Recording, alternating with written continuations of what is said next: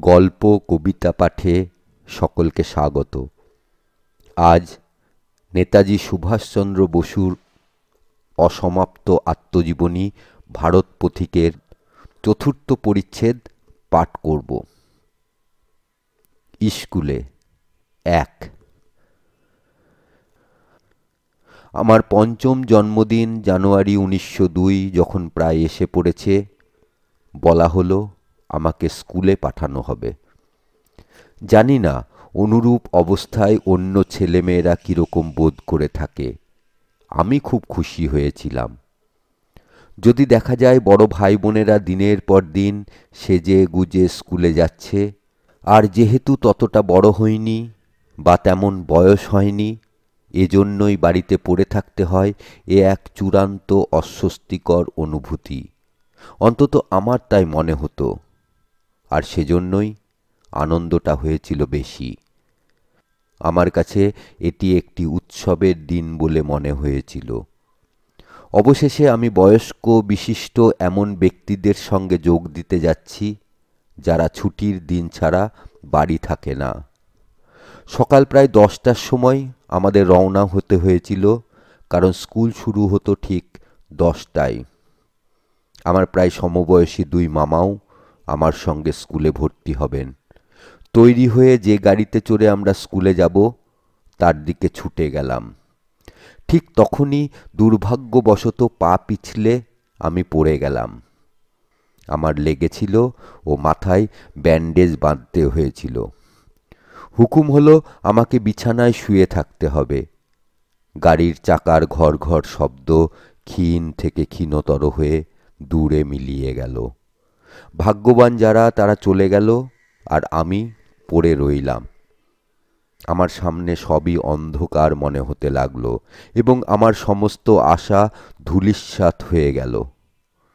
সান্ত্বনা মিলল 24 ঘন্টা পরে।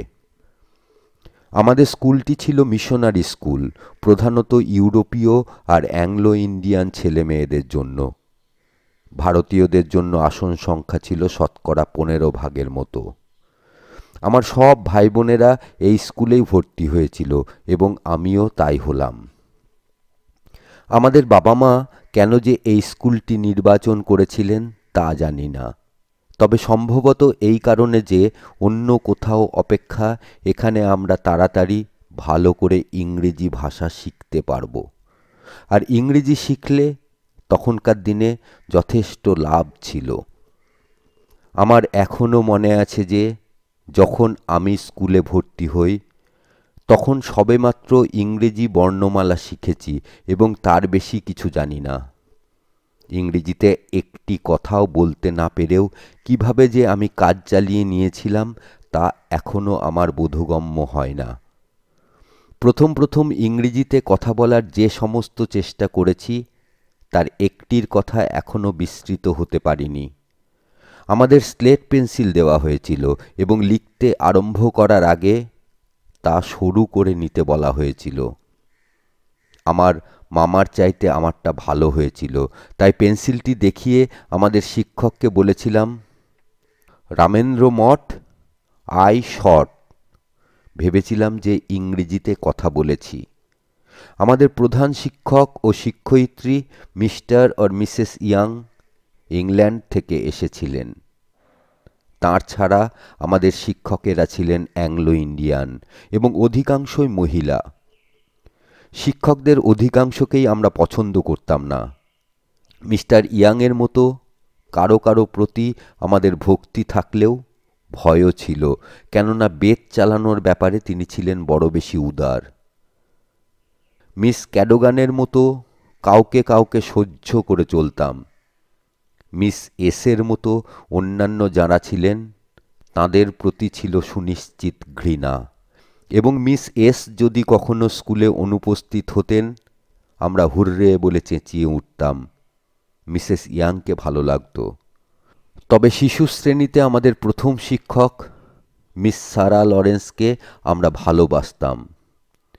শিশু মন উপলব্ধি করার মতো তাঁর এই রকম একটা দরদির হৃদয় ছিল যে আমরা তাঁর প্রতি অদম্য একটা আকর্ষণ বোধ না করে পারতাম না। তিনি না থাকলে যখন ইংরেজিতে আমি মনের কথা বুঝিয়ে বলতে পারি না, তখন এত সহজে এগিয়ে যেতে পারতাম কিনা আমার সন্দেহ আছে। যদিও শিক্ষক ও ছাত্রদের অধিকাংশই ছিল অ্যাংলো ইন্ডিয়ান, তবু স্কুলটি ভারতীয় পরিবেশে যতটা সম্ভব ইংরেজি ধাঁচে তৈরি হয়েছিল এবং ইংরেজি ধারাতেই চলত। এখানে এমন কিছু কিছু জিনিস আমরা শিখেছিলাম যা কোনো ভারতীয় স্কুলে সম্ভব হতো না। ভারতীয় স্কুলগুলিতে যেমন পড়াশোনার উপর অস্বাভাবিক গুরুত্ব দেওয়া হয়, এখানে তেমনটি ছিল না। পড়াশোনা ছাড়াও ভারতীয় স্কুল অপেক্ষা এখানে আচরণ, পরিচ্ছন্নতা ও সময়ানুবর্তিতার উপর অধিক গুরুত্ব দেওয়া হতো। পড়াশোনার ব্যাপারে শিক্ষকেরা প্রত্যেক ছাত্রের প্রতি বিশেষভাবে দৃষ্টি রাখতেন এবং দৈনন্দিন কাজ এমন নিয়মিত ও প্রণালীসম্মতভাবে করানো হতো যা কোনো ভারতীয় স্কুলে সম্ভব ছিল না। ফলে যখন পরীক্ষা এসে পড়ত, তখন প্রকৃতপক্ষে কোনো প্রস্তুতিরই প্রয়োজন হতো না। উপরন্তু ভারতীয় স্কুলে যে ইংরেজি শেখানো হতো, তদপেক্ষা এখানকার মান ছিল অনেক উন্নত। কিন্তু এসব বিষয় উপযুক্তভাবে বিবেচনা ও তারিফ করবার পরেও আমার সন্দেহ আছে যে আজ কোনো ভারতীয় ছাত্রকে এ ধরনের স্কুলে ভর্তি হতে আমি উপদেশ দেব কি না। এখানে যে শিক্ষা দেওয়া হতো তার মধ্যে নিয়ম ও শৃঙ্খলা ছিল ঠিকই, কিন্তু তার মূল উদ্দেশ্যটি কদাচিৎ ভারতীয় ছাত্রদের প্রয়োজনোপযোগী হতো। বাইবেল শেখানোর উপর বড় বেশি গুরুত্ব দেওয়া হতো, আর শেখানোর পদ্ধতিটা ছিল যেমন অবৈজ্ঞানিক তেমনি বিরক্তিকর। কিছু বুঝি আর নাই বুঝি, বাইবেলের পড়া আমাদের মুখস্থ করতে হতো, যেন আমরা সব পাদ্রী, পবিত্র বাণী সকল কণ্ঠস্থ করছি। একথা বললে অতিশয়োক্তি হবে না যে দীর্ঘ 7 বছর ধরে যদিও রাত দিন আমাদের বাইবেল শিখতে হয়েছে, কিন্তু বাইবেল আমার প্রথম ভালো লাগে কয়েক বছর পরে, যখন আমি কলেজে পড়ি। পাঠ্যসূচি সন্দেহাতীতভাবে এমন করে তৈরি করা হয়েছিল যাতে মানসিকভাবে আমরা যতটা সম্ভব ইংরেজি ভাবাপন্ন হয়ে উঠি। আমরা গ্রেট ব্রিটেনের ভূগোল ও ইতিহাস বেশি করে পড়তাম। তদনুপাতে ভারতবর্ষ সম্পর্কে আমাদের সামান্যই পড়তে হতো, এবং যখন ভারতীয় নাম উচ্চারণ করতে হতো তখন এমনভাবে তা করতাম যেন আমরা সব বিদেশি। আমরা অপেক্ষাকৃত কম বয়সেই ল্যাটিন শব্দরূপ বোনাস, বোনা, বোনাম শুরু করে দিয়েছিলাম, এবং পিই স্কুল ত্যাগ করবার আগে সংস্কৃত শব্দরূপ গজ, গজ, গজা নিয়ে আমাদের মাথা ব্যথা করতে হয়নি।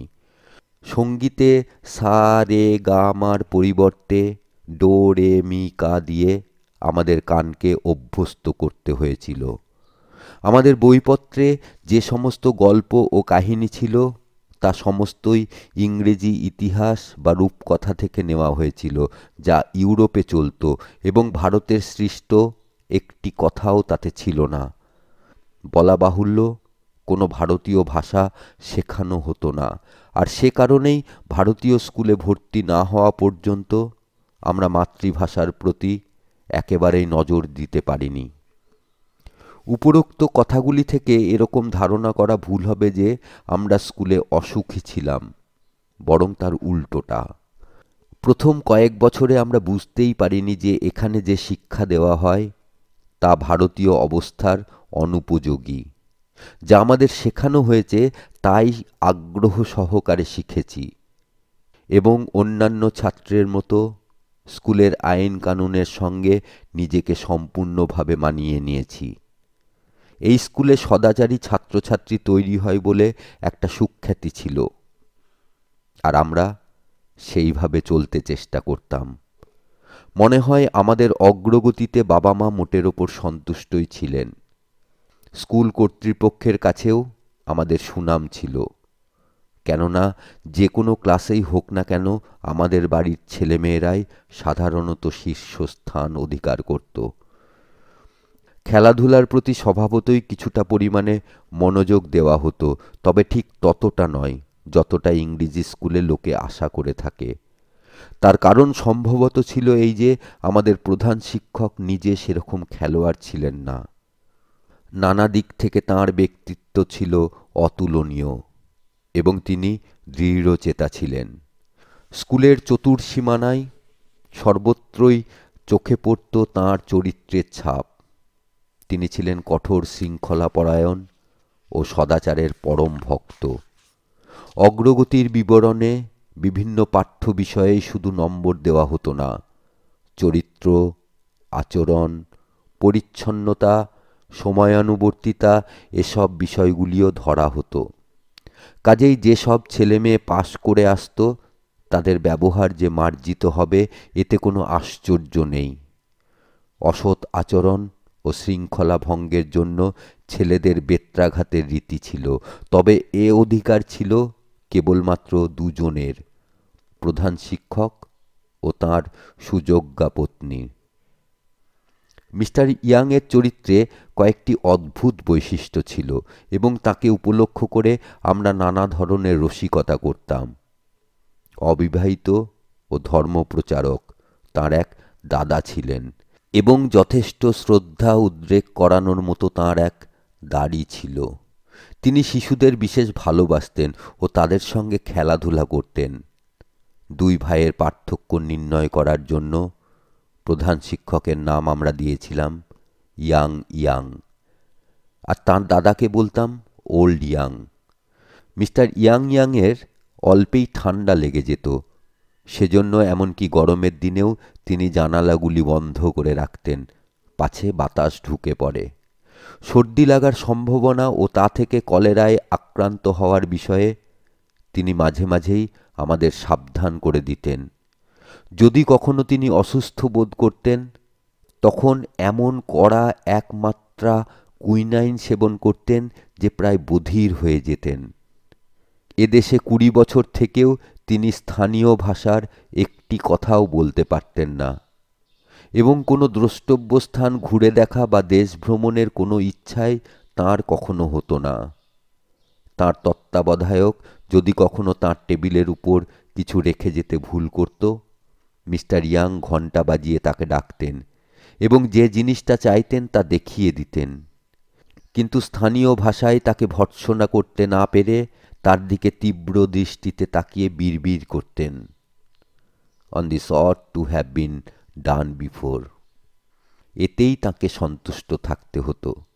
যদি কোনো পিয়ন চিঠি নিয়ে আসতো আর তাকে অপেক্ষা করতে বলার প্রয়োজন হতো, মিস্টার ইয়াং ছুটে তাঁর স্ত্রীর কাছে গিয়ে ঠিক ঠিক কথাগুলি জেনে আসতেন এবং যতক্ষণ না বাইরে এসে সেই কথাগুলি লোকটির দিকে ছুঁড়ে দিতে পারেন ততক্ষণ সেগুলি আউড়িয়ে চলতেন।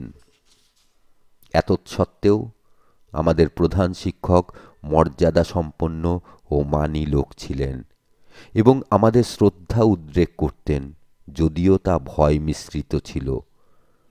আমাদের প্রধান শিক্ষিকা ছিলেন মাতৃতুল্যা, সকলেই তাকে পছন্দ করতাম। আর এ কথা অবশ্য স্বীকার্য যে আমাদের সামাজিক ও ধর্মীয় ধারণাগুলির উপর প্রভাব বিস্তার করার ব্যাপারে কখনো অন্যায় কোনো চেষ্টা করা হয়নি। কয়েকটা বছর বেশ ভালোভাবেই কেটেছিল এবং পরিবেশের সঙ্গে আমরা বোধহয় চমৎকারভাবে নিজেদের মানিয়ে নিয়েছিলাম, কিন্তু সেই সুর যেন ক্রমশই কেটে যেতে লাগল। এমন কিছু ঘটেছিল যার দ্বারা পরিবেশের সঙ্গে নিজেদের পার্থক্য আমরা বুঝতে শুরু করেছিলাম।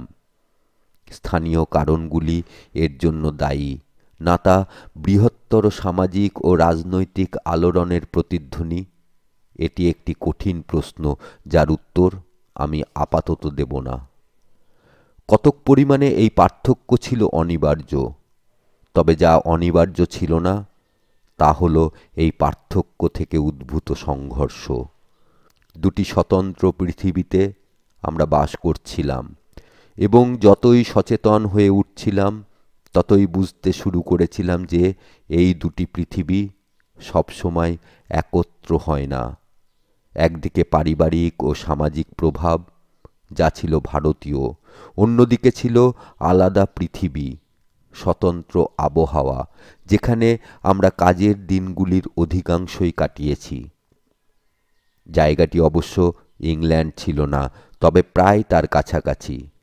যদিও বার্ষিক পরীক্ষায় আমাদের অনেকেই ক্লাসে শীর্ষস্থান অধিকার করত, তবু আমাদের বলা হয়েছিল যে যেহেতু আমরা ভারতীয়, তাই স্কুলের প্রাথমিক ও মাধ্যমিক বৃত্তি পরীক্ষাগুলিতে আমরা বসতে পারব না।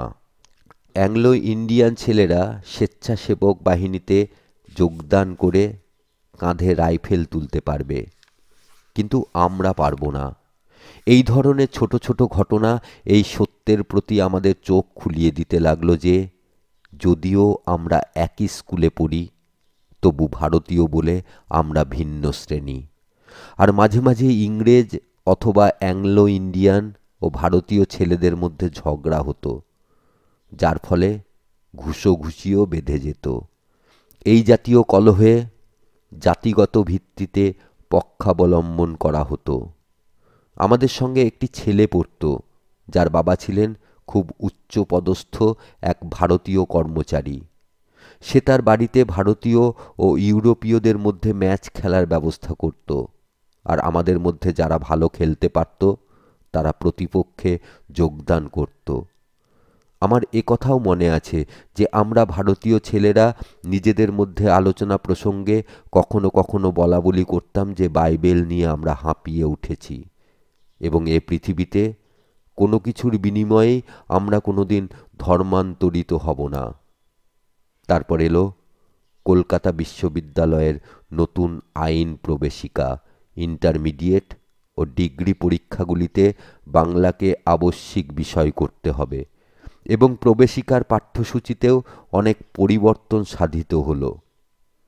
শিগগিরই আমরা বুঝতে পারলাম যে পিই স্কুলের পাঠ্যসূচি আমাদের উপযোগী নয় এবং অন্যান্য ছাত্রদের দরকার না হলেও কোনো ভারতীয় স্কুলে ভর্তি হয়ে প্রবেশিকা পরীক্ষার জন্য প্রস্তুত হতে হলে আমাদের বাংলা ও সংস্কৃত নতুন করে পড়তে শুরু করতে হবে। শেষে একথাও অনস্বীকার্য যে আমার বড় দাদাদের প্রভাবও এসে পড়েছিল, যারা ইতিমধ্যেই এই স্কুল ছেড়ে প্রবেশিকা, ইন্টারমিডিয়েট ও ডিগ্রি পরীক্ষার জন্য প্রস্তুত হচ্ছিলেন এবং তাদের ভিন্ন পৃথিবীর সব কথা বাড়িতে আমাদের শোনাতেন। উপরোক্ত বক্তব্য থেকে এই রকম ধারণা করা অসঙ্গত হবে যে কয়েক বছর পড়বার পর আমি আমার স্কুলের পরিবেশের বিরুদ্ধে বিদ্রোহ ঘোষণা করেছিলাম। 1902 সাল থেকে 1908 সাল 7 বছর আমি এখানে পড়েছি এবং বাস্তবিক পক্ষে আমার পরিবেশ সম্বন্ধে সন্তুষ্টই ছিলাম। যে সমস্ত উপদ্রবের কথা উপরে উল্লেখ করেছি সে সবই ছিল সাময়িক, তার জন্য আমাদের সুশৃঙ্খল জীবনধারা ব্যাহত হয়নি। শুধু শেষের দিকে সূক্ষ্ম একটা যন্ত্রণাবোধ, আমার পরিবেশের সঙ্গে মানিয়ে চলতে না পারার একটা অনুভূতি আমাকে পেয়ে বসেছিল এবং কোনো ভারতীয় স্কুলে ভর্তি হবার তীব্র ইচ্ছা জাগত। মনে হতো সেখানে আমি অনেক বেশি স্বাচ্ছন্দ্য বোধ করতে পারব।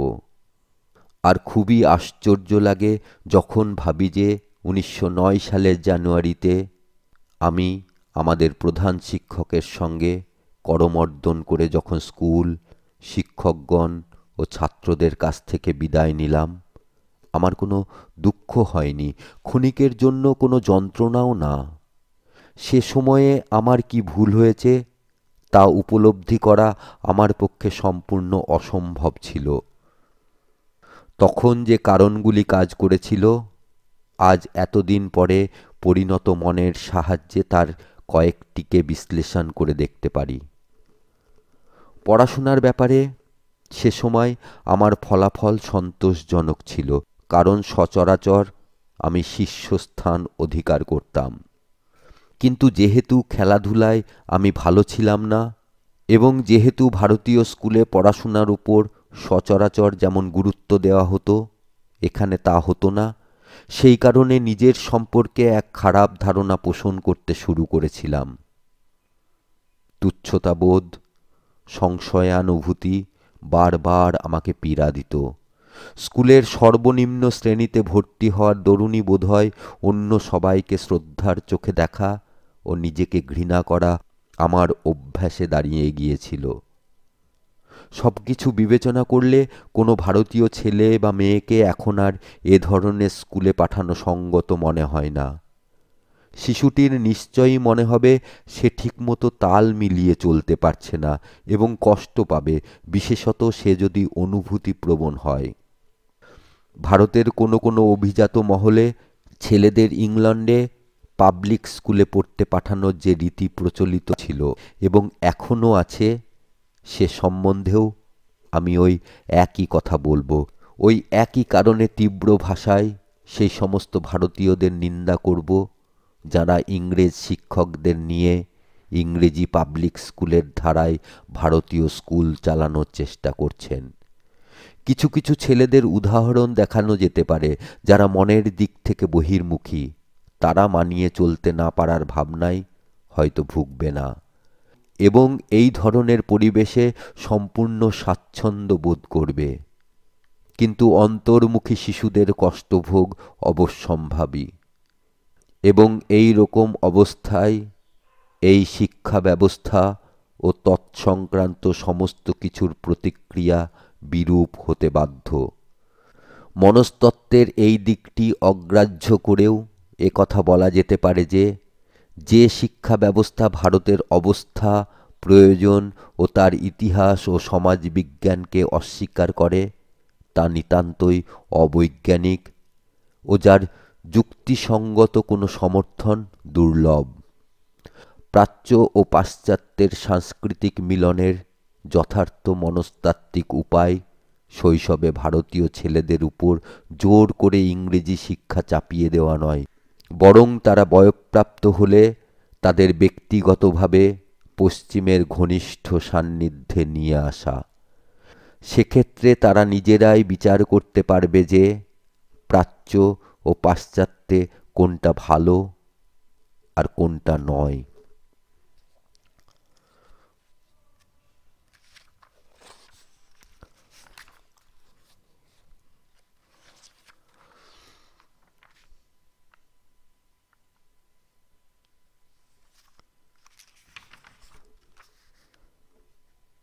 ব্যাপটিস্ট মিশন কর্তৃক পরিচালিত প্রোটেস্ট্যান্ট ব্যাপটিস্ট মিশন কর্তৃক পরিচালিত প্রোটেস্ট্যান্ট ইউরোপীয় স্কুল, পিই স্কুল।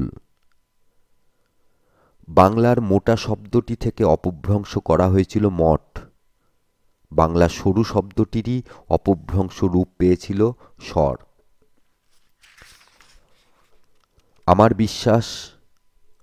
আমার বিশ্বাস সম্প্রতি অবস্থার উন্নতি হয়েছে। মিসেস ইয়াং যেভাবে বেত মারতেন তাতে কারো কোনো ভাবনা ছিল না। মিসেস ইয়াং যেভাবে বেত মারতেন তাতে কারো কোনো ভাবনা ছিল বলে মনে হয় না। কেননা মিসেস ইয়াং যেভাবে বেত মারতেন তাতে কারো কোনো ভাবনা ছিল বলে মনে হয় না, কেননা ছেলেরা সচরাচর তাঁর ঘর থেকে হাসি মুখেই বের হতো। কিন্তু প্রধান শিক্ষকের বেত মারার কাহিনী ছিল সম্পূর্ণ অন্যরকম এবং যখন তিনি মহাশয় আমার ঘরে যাও বলে গর্জন করে উঠতেন, তখন এমন ছেলে খুব কমই ছিল যার মুখ শুকিয়ে যেত না। এর কারণ এই যে ভারতীয় ছেলেরা বৃত্তি নিয়ে যাবে। এসব লড়াইয়ে আমার মামারা ও আমার কয়েকজন ভাই বরাবরই কৃতিত্ব প্রদর্শন করেছে। প্রথম পরিচ্ছেদের শেষে যা বলেছি, অর্থাৎ বিশেষভাবে অন্তর্মুখী ছিলাম বলেই বোধহয় আমার মধ্যে এরকম অনুভূতি হতো। ইহাই বোধহয় আমার মনোপীড়ার জন্য কতকাংশে দায়ী, যা পূর্ব অনুচ্ছেদে উল্লেখ করেছি। আমি যখন কেমব্রিজে ছাত্র ছিলাম তখন ইংল্যান্ডের পাবলিক স্কুলগুলি থেকে যে সমস্ত ভারতীয় পাশ করে আসত তাদের দেখেই আমার এ ধরনের দৃঢ় অভিমত জন্মেছে।